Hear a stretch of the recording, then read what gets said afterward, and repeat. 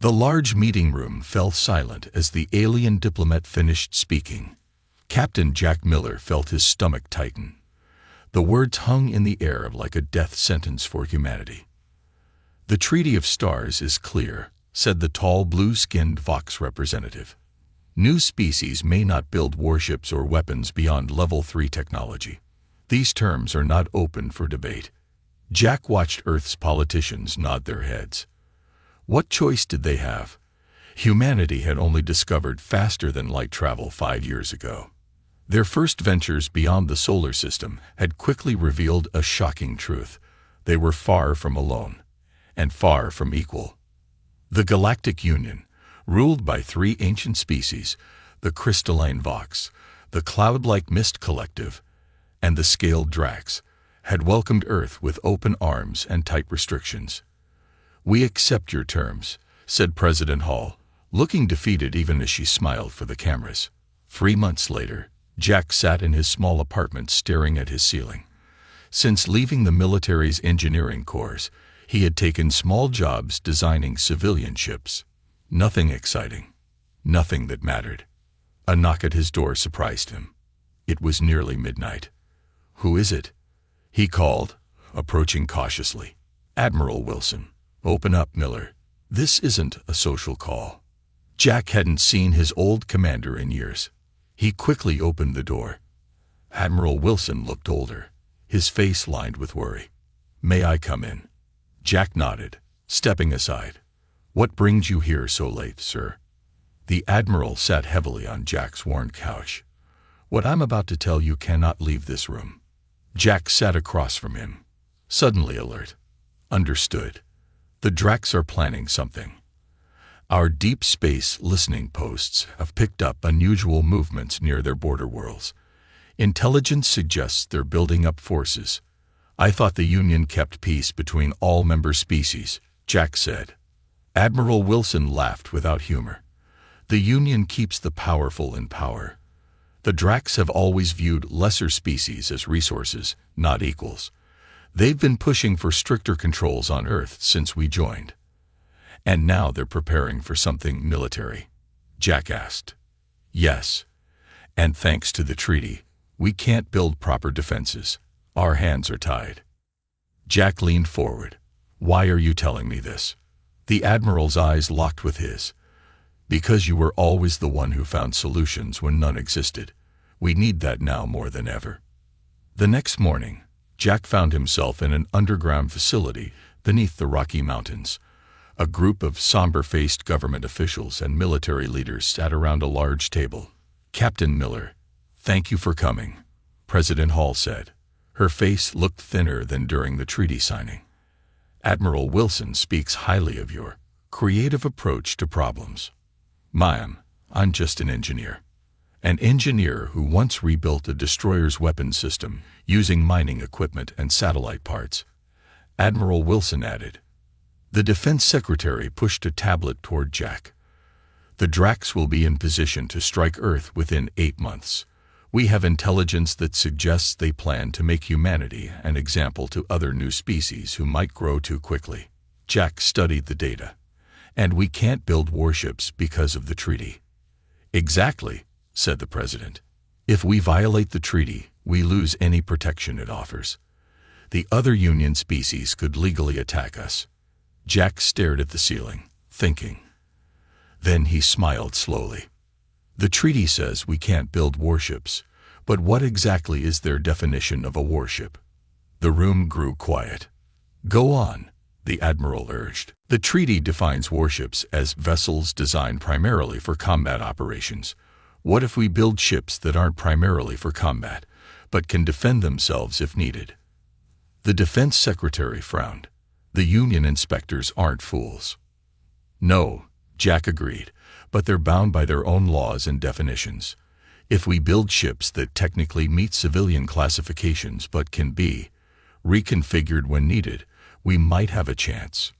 President Hall leaned forward. "You're suggesting we find a loophole." "I'm suggesting we think differently about what a ship can be," Jack replied. "The Union species have been building the same types of vessels for thousands of years.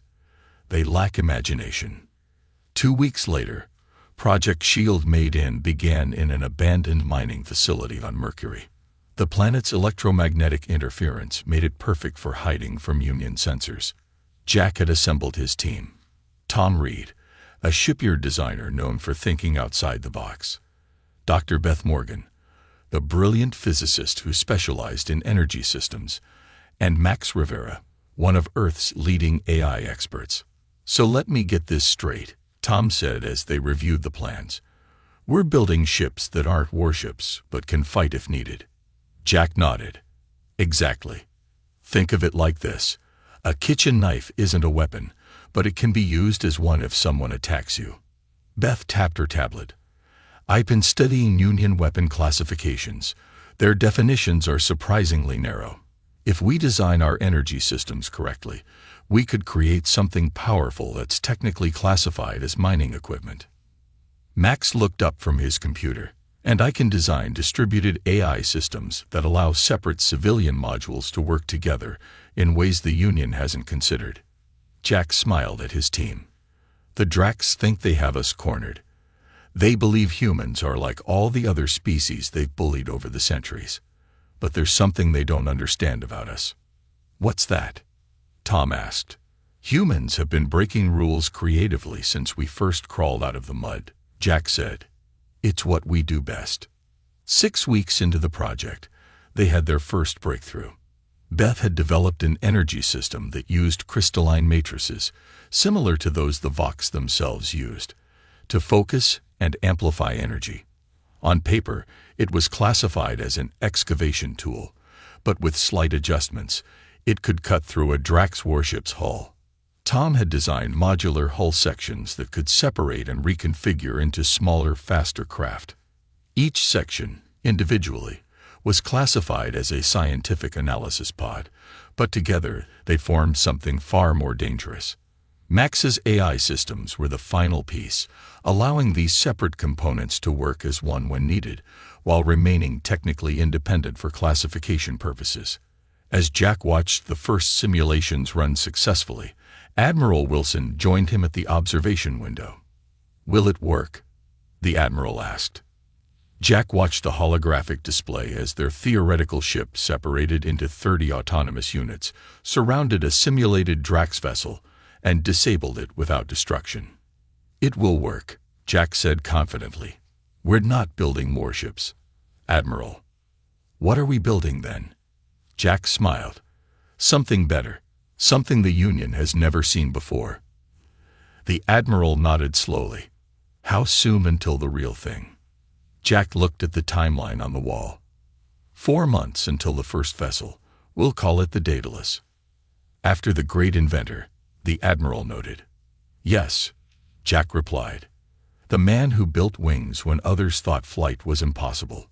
Outside the viewports of the Mercury facility, Earth glowed blue and green in the distance, vulnerable, but not defenseless. Not anymore. 6 months passed since Project Shield Made-In began. The secret facility on Mercury hummed with activity day and night. Jack Miller walked through the main construction bay, watching as workers assembled large sections of what would become the Daedalus. "How's it looking?"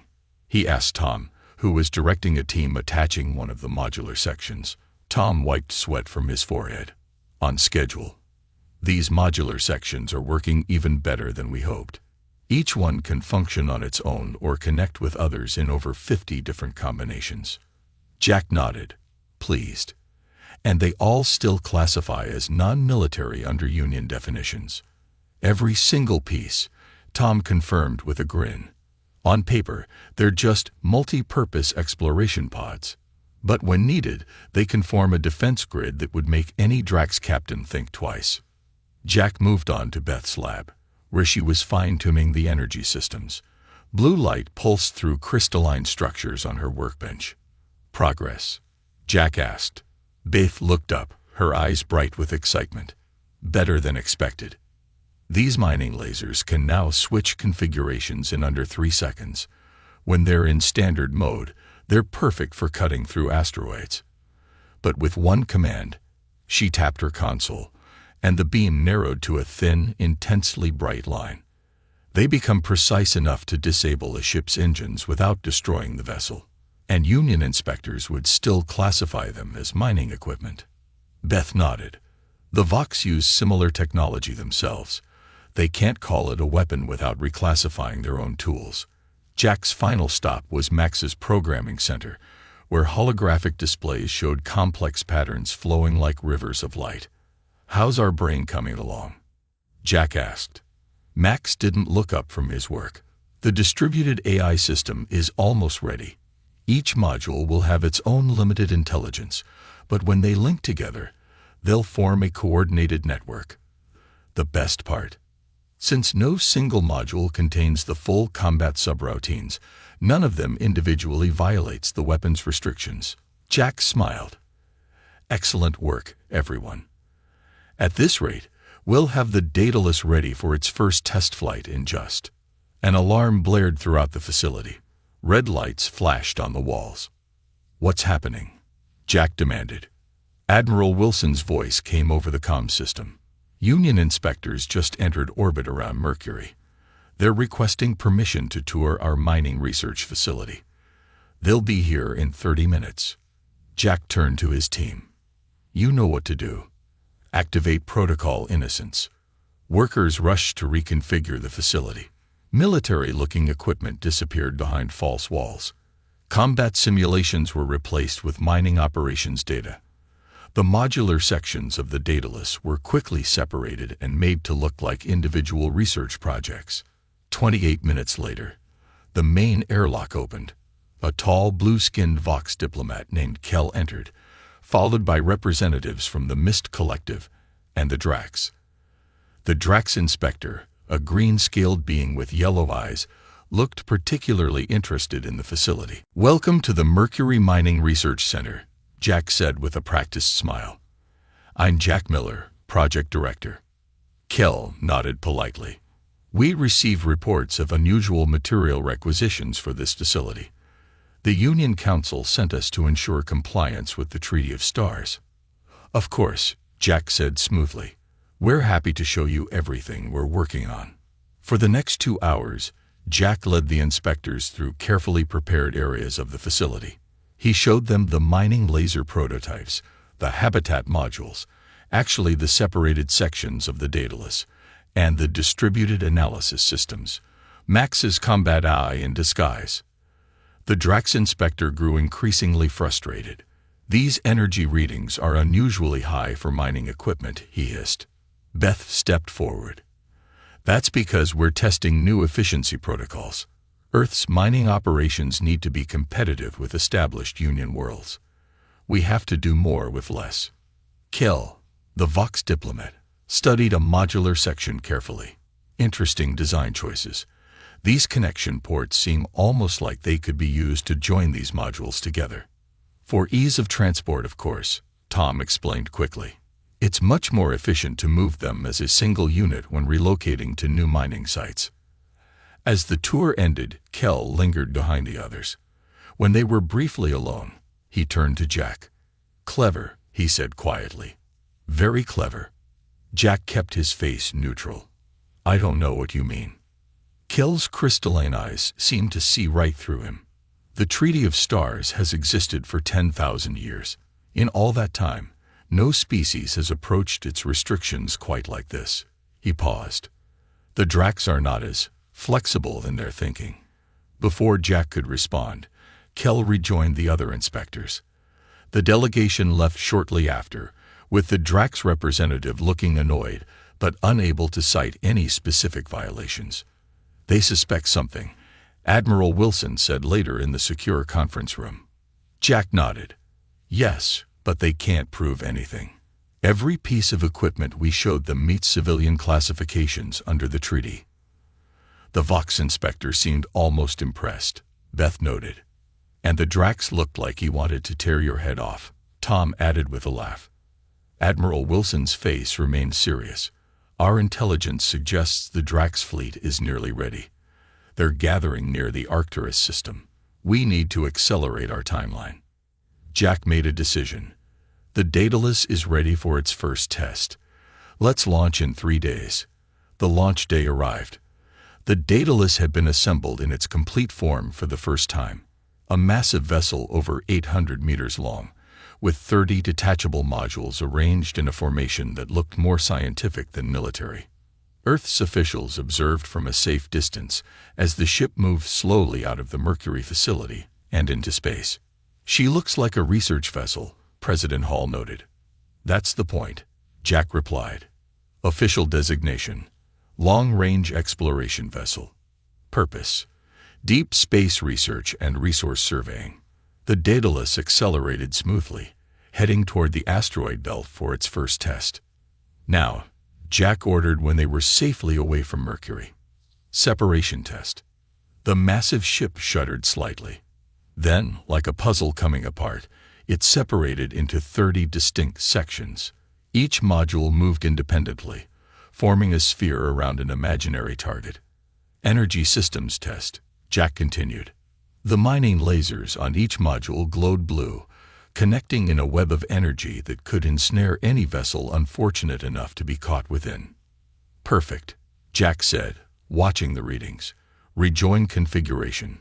The modules smoothly reconnected, once again forming the innocent-looking research vessel. Admiral Wilson's voice came over the comm. "The first Union inspection satellite will pass by in 5 minutes. Return to exploration configuration."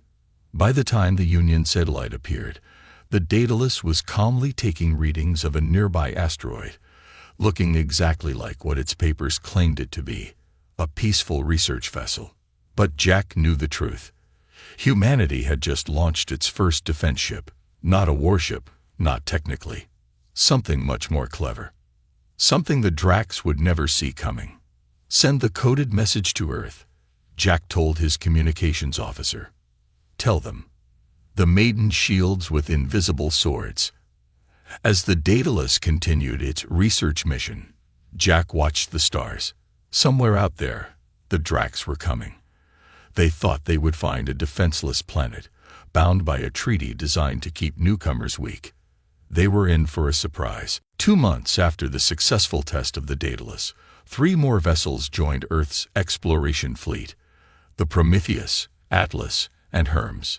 Each ship incorporated improvements based on lessons learned from the Daedalus, and each carefully maintained its civilian classification while hiding powerful defensive capabilities. Jack stood on the observation deck of Earth's orbital command station, watching as the Atlas prepared for its mission to the Jupiter moons. The ship gleamed in the sunlight, its modular sections fitting together perfectly to form what appeared to be a standard research vessel. Admiral Wilson joined him at the viewport. "Beautiful ships," he said quietly. "They're not warships," Jack reminded him with a small smile. "Just very adaptable exploration vessels." The Admiral's face turned serious.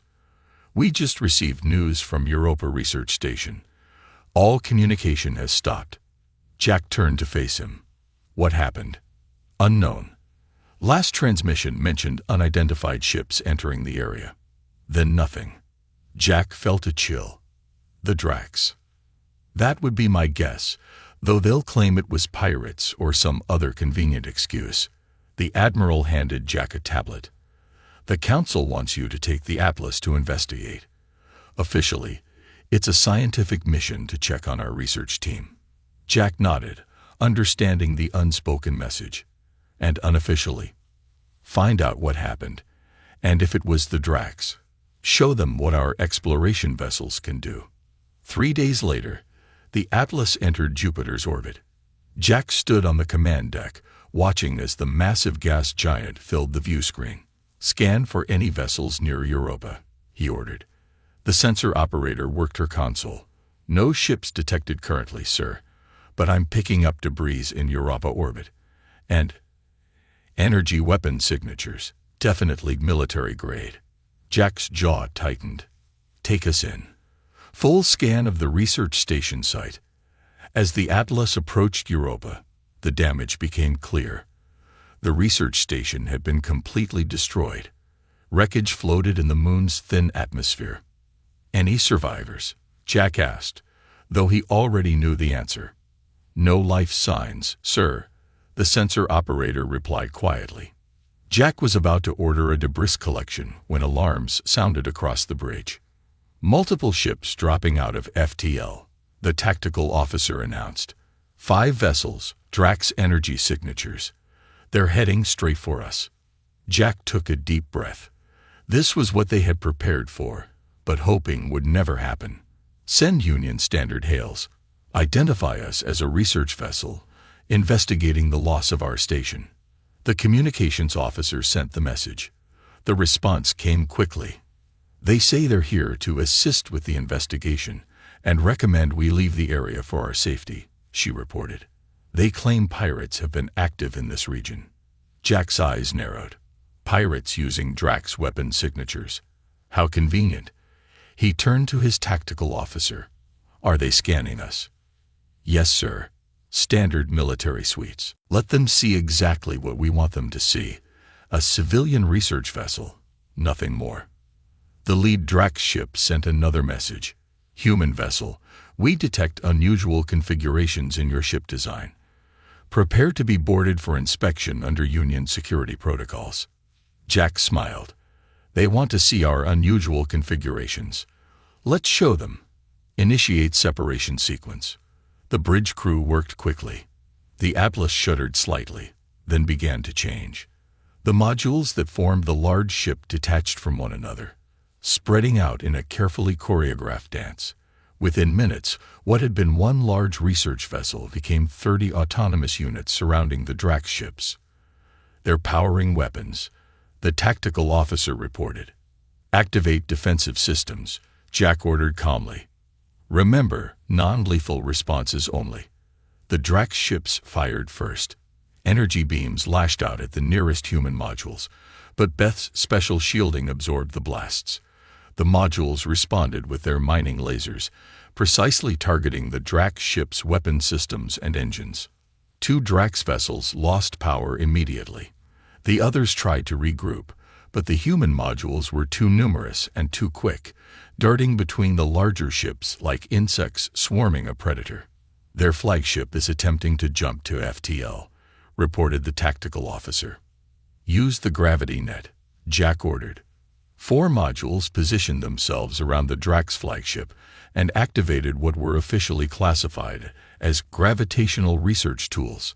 The space around the Drax ship distorted, preventing it from activating its faster-than-light drive. Within 20 minutes, all 5 Drax ships floated powerless, surrounded by the modules of the Atlas. Open a channel to their commander, Jack said. The view screen showed a green-scaled Drax officer, his yellow eyes burning with anger. This is Captain Jack Miller of the Earth exploration vessel Atlas. We've disabled your ships but caused minimal damage and no casualties. We will transmit evidence of your attack on our research station to the Union Council. The Drax commander hissed. You have violated the Treaty of Stars. Your vessel is clearly a warship. Jack smiled. Actually, it's not. Check your scans more carefully. Each module surrounding your ships is independently registered as a non-military device. There is no single warship here, just 30 civilian units working together very, very effectively. This is trickery. The Drax commander spat. No, Jack replied calmly. This is humanity finding a solution within your rules. We'll be escorting your disabled vessels to the nearest Union outpost. I suggest you prepare to explain why you attacked a human research station. 1 week later, Jack stood before the Union Council on their massive station near Alpha Centauri. Representatives from all member species were present, with the Drax delegation looking particularly unhappy. Kell, the Vox diplomat, who had inspected the Mercury facility, led the questioning. Captain Miller, the Drax have formally accused Earth of violating the Treaty of Stars by building warships. How do you respond? Jack gestured to the holographic display, showing the Atlas and its modules. The treaty defines a warship as a single vessel designed primarily for combat operations. What you see here are 30 separate modules, each independently registered for non-military purposes. They can work together when needed, but they are not a single warship. Murmurs spread through the council chamber. The Drax representative stood. This is merely wordplay. The intent is clearly military. The intent, Jack countered, is to protect our people from unprovoked attacks, like the one on our Europa station, which we have proven was carried out by Drax forces, not pirates. Kell studied the holographic display with his crystalline eyes. Then, to everyone's surprise, he laughed. A sound like tinkling glass. In 10,000 years of the treaty, he said, no species has approached its restrictions in quite this way. He turned to the council. The humans have found a path between the words of our law. Their vessels, individually, do not violate our technical definitions. The Drax representative hissed in anger, but other council members were nodding thoughtfully. The Mist Collective representative, a swirling cloud of gas in a containment suit, spoke next. Perhaps the treaty itself needs clarification. Jack held his breath. This was the moment that would determine Earth's future. Kell's crystalline eyes met Jack's. Or perhaps, said the Vox diplomat, we have something to learn from our newest members. The Union Council meeting ended without a clear decision. The Drax representatives stormed out, their scaled faces dark with anger. Jack knew this wasn't over. They'll retaliate, Admiral Wilson said as they boarded their shuttle back to Earth. The Drax never accept defeat, especially not public humiliation. Jack nodded. How soon? Intelligence suggests they're already mobilizing their main fleet. 50 warships, maybe more. Jack let out a low whistle. Our 4 vessels won't be enough against that many. Then we'd better come up with something new, the Admiral replied. It's what humans do best. 3 weeks later, long-range sensors detected a large Drax fleet entering the outer solar system. Earth's officials gathered in the Emergency Command Center beneath Geneva. 53 warships, the Defense Secretary reported grimly. They'll reach Earth in less than 2 days. President Hall looked at Jack. Options. Jack activated the holographic display. We have the Daedalus, Prometheus, Atlas, and Hermes positioned in Mars orbit. Each can separate into 30 modules, giving us 120 units total, against 53 fully armed warships. Someone asked. Those aren't good odds. We don't need to destroy them, Jack explained. We just need to stop them. The Union Council is watching. If the Drax openly attack Earth after we prove they attacked our Europa station, they'll lose political standing. Unless they win quickly and completely, Admiral Wilson pointed out. Then they'll control the narrative. Jack nodded, which is why we've developed Operation Trojan. He brought up schematics of a modified module from the Prometheus. We've created a special set of modules designed to look damaged in battle. If the Drax bring one aboard to study, as their protocol dictates for capturing new technology. Beth continued the explanation. Once inside their ship, the module will activate dozens of smaller units, each the size of a coffee mug. They'll disable the Drax ships from within. It's risky, Tom added. We'll need to make the damage look convincing.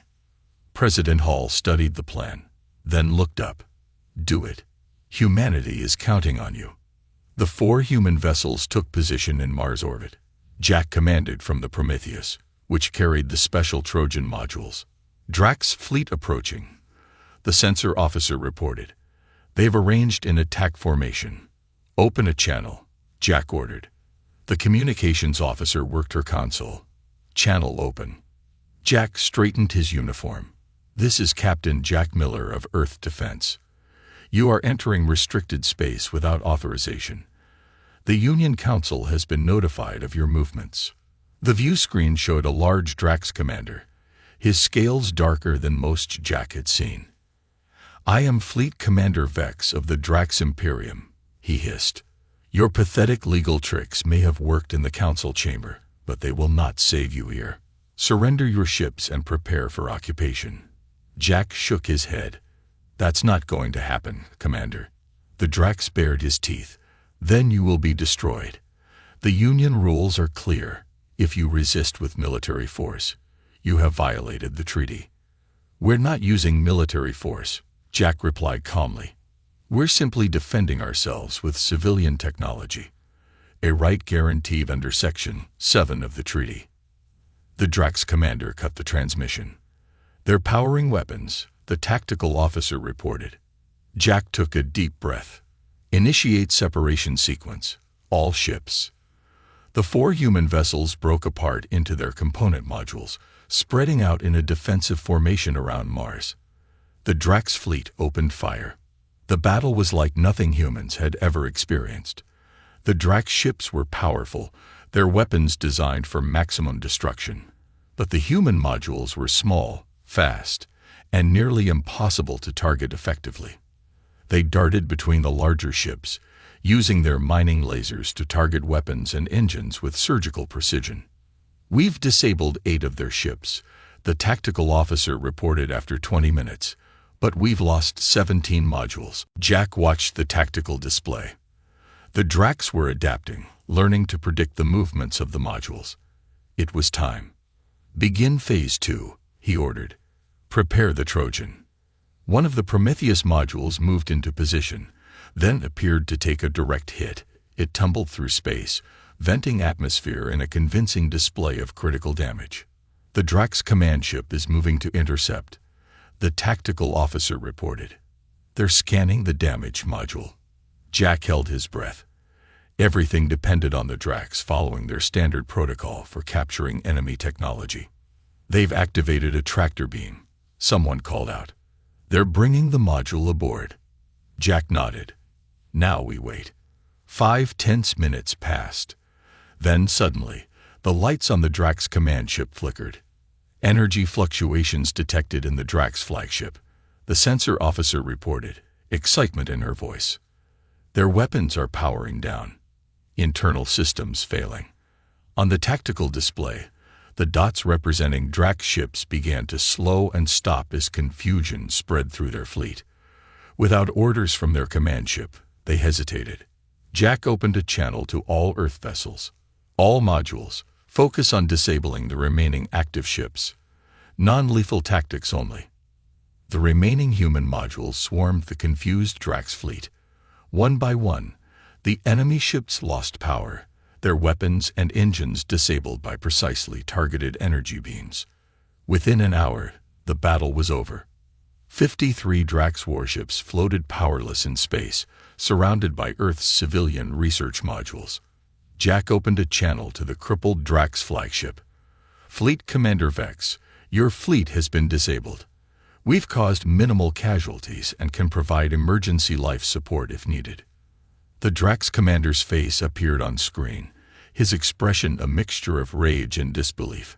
How did you defeat our warships with these toys?"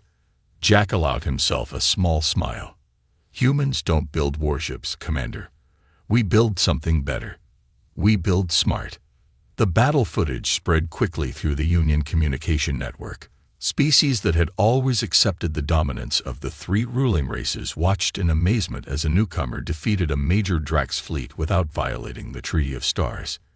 In the Union Council chamber, Kell of the Vox watched the recordings with great interest. "Most unusual," he commented to his aide.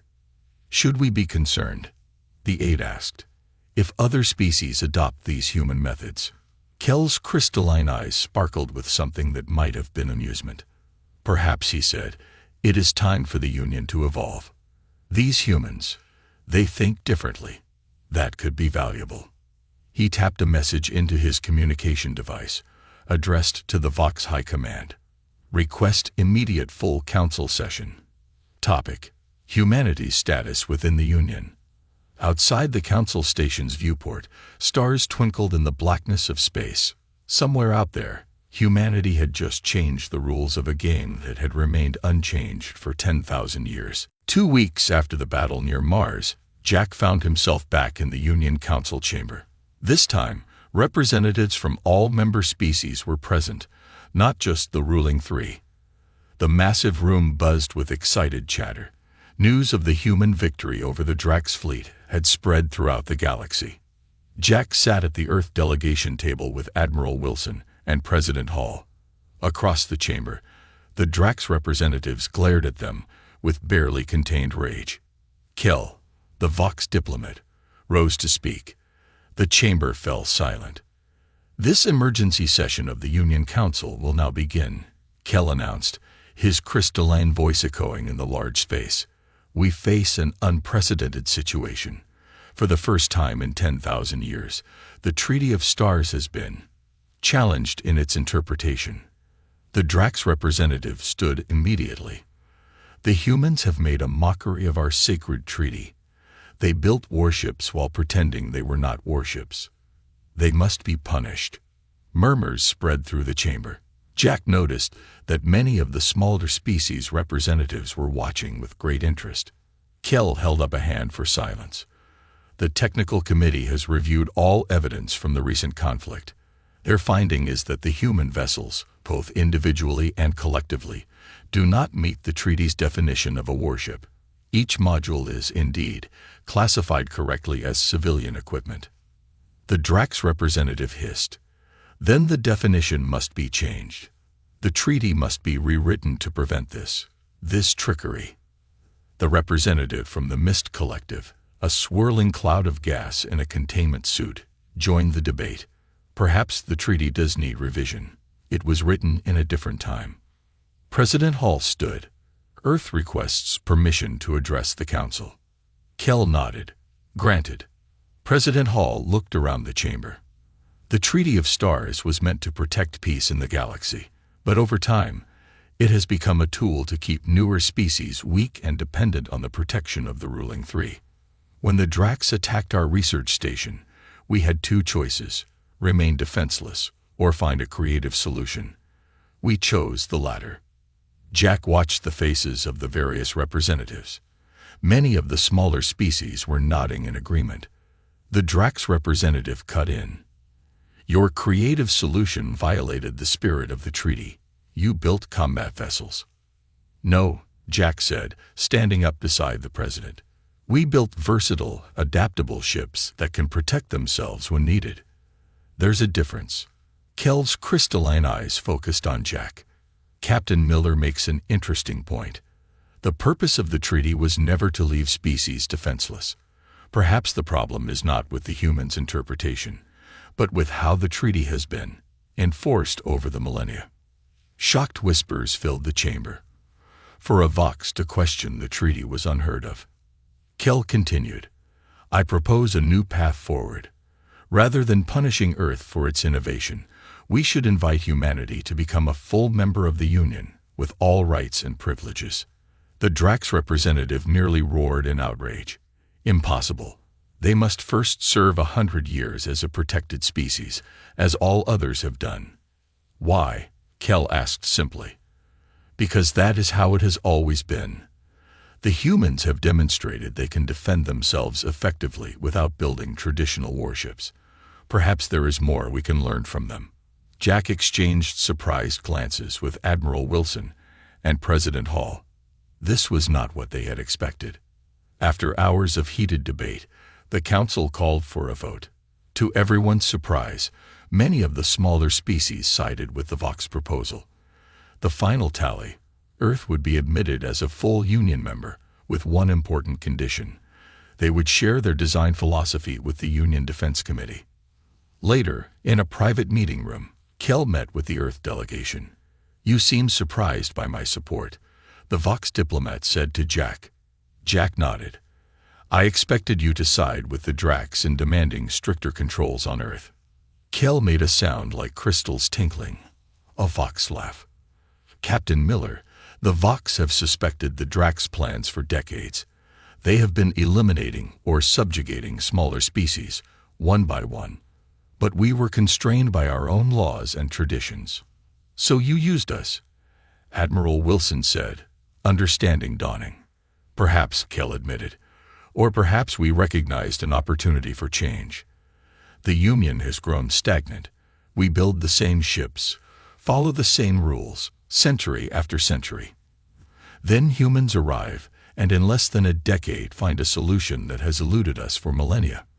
President Hall leaned forward. "So what happens now? We become full Union members and start building actual warships." To everyone's surprise, Jack spoke up. "I don't think we should. All eyes turned to him. The modular design works, Jack explained. It's more versatile than traditional warships. Each module can serve multiple purposes: research, mining, defense. It's efficient. Why build dedicated warships when we can have vessels that adapt to whatever situation they face? Kell studied Jack with interest. What are you suggesting, Captain? A new Union defense doctrine, Jack said, based on adaptability rather than brute force. Ships that serve many purposes, not just fighting. It would reduce the resource burden on all member species while improving collective security. The Vox diplomat was silent for a long moment. You continue to surprise me, Captain Miller. I had assumed once granted full member status, humans would eagerly build the weapons you were previously denied. Jack shook his head. That's not who we are. We don't want to dominate. We want to innovate. If the rest of the Union is willing, I believe our engineers could help design a new generation of multi-purpose vessels that would benefit everyone. 6 months later, Jack stood in the observation lounge of the Union's central shipyard. Below, workers from a dozen species collaborated on the construction of a massive new vessel, the Concordia. Kell joined him at the viewport. The first of its kind, the Vox diplomat said proudly. A true Union vessel, incorporating technology from all member species, but designed on human principles. The Concordia was beautiful, a marvel of engineering that could separate into different configurations depending on its mission. In peacetime, its modules would serve scientific and commercial purposes. In times of danger, they could quickly reconfigure for defense. You know, Kell said thoughtfully, in 10,000 years of the treaty, no one ever questioned why warships had to look like warships. We all accepted the definitions without challenge. Jack smiled. Humans have a saying. Sometimes the box needs thinking outside of. Kell made his tinkling laugh sound. Indeed. And now, the whole Union benefits from that thinking. As they watched, the Concordia began moving out of the shipyard for its first test flight. Its modular design gleamed in the starlight. Neither fully a warship nor fully a peaceful vessel, but something new altogether. You humans never built warships after all, Kell remarked. No, Jack agreed. We built something better, peace through adaptability.